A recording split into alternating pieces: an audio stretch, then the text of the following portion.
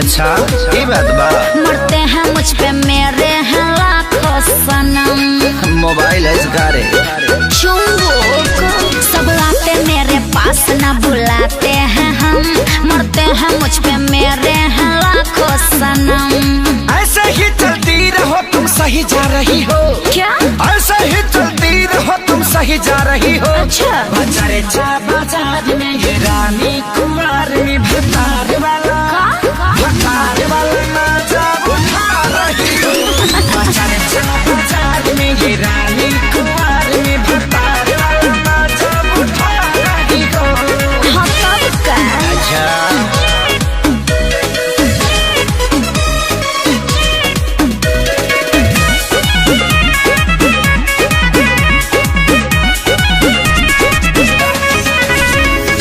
सबके समझिले मोडया मिजाज हो।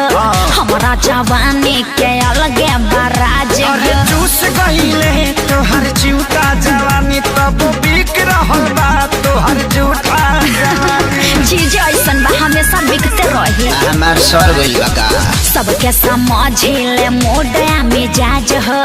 हमारा जवानी के अलग बराज अरे हो। चूस गईले तो हर जूता जवानी तब बिक रहल बा हर जूता जवानी। धीरे धीरे ट्रैक पे तुम अब आ रही हो। हाँ। धीरे धीरे ट्रैक पे तुम अब आ रही हो। बाजारे चा बाजार में ये रानी कुमार में भतार वाला भतार वाला नाचा उठा रही हो।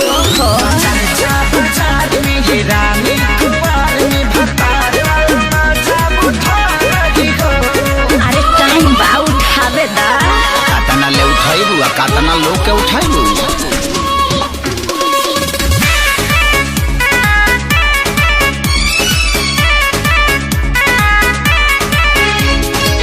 केहू न ऐसा जे पागल न प्यार में मार करवाइले हम ता बाजार अरे में। छोड़ दी हले जब धके खेसारी हाँ। भर गइलू अजय बच्चन बभारी।